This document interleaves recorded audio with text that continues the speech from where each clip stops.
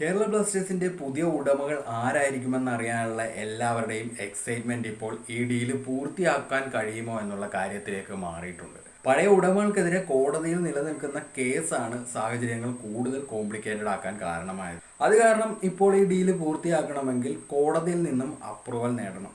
എന്നാൽ നേവിയുടെ റിപ്പോർട്ട് പ്രകാരം നിലവിലെ ഉടമകൾ അതിനായി ഇതുവരെയും കോടതിയെ സമീപിച്ചിട്ടില്ല.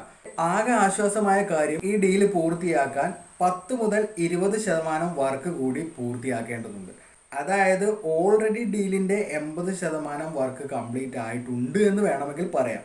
അതേസമയം പുതിയ ഉടമകളുമായി ബന്ധപ്പെട്ട് കുറച്ചധികം ഡീറ്റെയിൽസ് കൂടി പുറത്തു വന്നിട്ടുണ്ട്. ക്ലബിനെ സ്വന്തമാക്കാൻ ശ്രമിക്കുന്ന കൺസോർഷ്യത്തിലെ മെമ്പേഴ്സ് ഇന്ത്യയിലും വിദേശത്തു നിന്നും ഉള്ളവരാണ്. എന്നാൽ അവരിൽ ഭൂരിഭാഗം പേർക്കും കേരളവുമായിട്ട് കണക്ഷൻസ് ഉണ്ട്. അതായത് ഇവർ ക്ലബിനെ സ്വന്തമാക്കിയാൽ ക്ലബിന് ലഭിക്കാൻ പോകുന്നത് പ്രാദേശിക ഉടമകളെ കൂടിയായിരിക്കും. അതേസമയം സമ്മർ ട്രാൻസ്ഫർ ജാലകം ഓഗസ്റ്റ് 31 അവസാനിക്കുമെന്നിരിക്കെ ക്ലബിന്റെ ട്രാൻസ്ഫർ ആക്ടിവിറ്റികളെല്ലാം ഇൻവെസ്റ്റ്മെന്റ് ഡീലിനെ ആശ്രയിച്ചായിരിക്കും. അതിനാൽ ഇപ്പോൾ ക്ലബിന്റെ ഭാവിക്ക് ഏറ്റവും ആവശ്യമായ കാര്യം എത്രയും പെട്ടെന്ന് ഇൻവെസ്റ്റ്മെന്റ് ഡീൽ പൂർത്തിയാക്കുക എന്നതാണ്.